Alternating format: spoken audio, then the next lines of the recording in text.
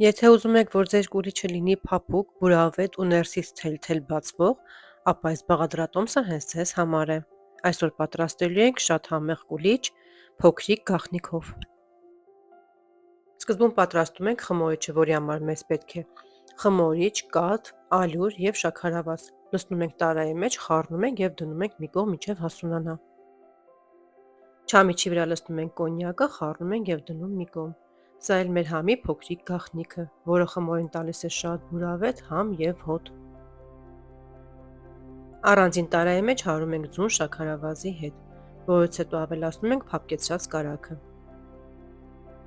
Խմորի մեջ կարող եք նաև ավելացնել մի փոքր նարինջի կեղևի քերուկ, որը կոնյակի հետ միասին իդեալական համ ու հոտ է հաղորդում կուլիչին։ Ավելացնում ենք նաև վանիլինը և գոլ կաթը, շարունակում ենք հարելը։ Կաթը շատ տաք չենք անում, գոլից մի փոքր տաք լինի բավական է։ Ավելացնում ենք խմորիչը, խառնում ենք և քիչ-քիչ լցնում ենք ալյուրը։ Ալյուրը լցնում ենք այնքան, որ քթալով հազիվ խառնելու լինի։ Ավելացնում ենք վրան չամիչը, հենց այդպես կոնյակի հետ միասին։ Այս ընթացքում էլ ալյուր չենք ավելացնում։ Ձեռքերի մեջ լցնում ենք բուսայուղը և սկսում ենք արդեն հունցելը, այնքան մինչև խմորը մի փոքր հավաքվի։ Բաղադրիչները և հստակ քանակը գրված կլինի էկրանի վրա, ինչպես նաև նկարագրության բաժնում։ Այնքան պետք է հունցենք, մինչև ստանանք էլաստիկ, փափուկ, ձեռքերին մի փոքր կպչող խմոր։ Խմորի երեսը պատում ենք բուսայուղով, ծածկում ենք և թողնում ենք տաք տեղում հասունանա մոտավորապես 1 ժամ։ Տեսեք, թե ինչքան լավ է բարձրացել խմորը։ Վրա հունց ենք անում, թողնում ենք ևս 30 րոպե հասունանա։ Իմ ալիքում կա կուլիչի և կաթնաունցի մի քանի բաղադրատոմսեր։ Հղումները կթողնեմ նկարագրության բաժնում, իսկ դուք ընտրեք, որ տարբերակն է ձեզ ավելի հարմար։ Աշխատանքային սեղանը բուսապատում ենք և խմորը տեղափոխում ենք վրան։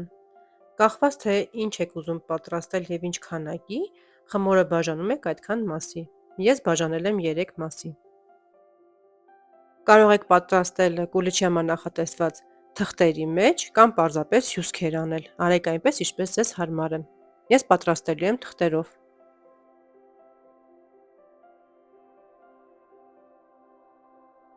Թղթերը ես պարտադիր պատում եմ բուսայուղով։ Եփվելուց հետո այդպես ավելի հեշտ է պոկվում խմորի վրայից։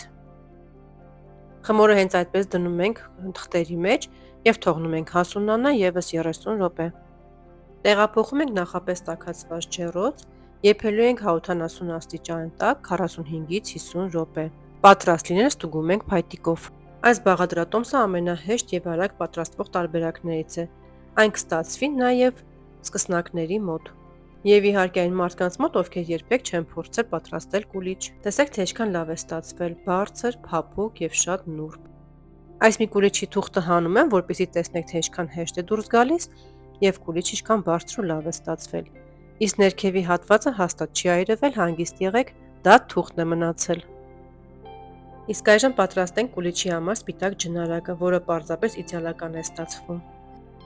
Ժելատինը թրջում ենք ջրով և դնում մի կողմ։ Այդ ընթացքում պատրաստում ենք օշարակը։ Շաքարավազի վրա ավելացնում ենք ջուրը և դնում գազօջախի վրա։ Եռալուց հետո ավելացնում ենք կիտրոնի հյութը, եփում ենք ևս 5 րոպե և վերցնում կրակի վրայից։ Հենց տաք վիճակում ավելացնում ենք օշարակի մեջ ժելատինը, խառնում ենք, տեղափոխում ենք հաղիչի համար նախատեսված ամանի մեջ և սկսում ենք հարելը։ Հարում ենք այնքան, մինչև ստանանք բեզեանման զանգված։ Պետք է ստանանք այսպես թեթև ծորացող զանգված։ Եթե շատ հարեք, կպնդանա, կուլիչի վրա կճաքի և կլինի շատ անփայլ։ Անմիջապես լցնում ենք կուլիչի վրա և հավասարաչափ տարածում ենք։ Կողքերից թողնում ենք անկանոն ծորա։ Այդպես ավելի գեղեցիկ է ստացվում։ Վրան զարդարելի եմ գունավոր կոնֆետներով։ Իսկ դուք զարդարեք այնպես, ինչպես կցանկանաք։ Ջնարակը մոտավորապես 30 րոպեվա ընթացքում չորանում է։ Տեսեք, թե ինչքան լավ է ստացվել, փայլուն ու գեղեցիկ։ Դե ինչ, այսօր էլ այսքանն էի պատրաստել ձեզ համար։ Հուսով եմ հավանեցիք։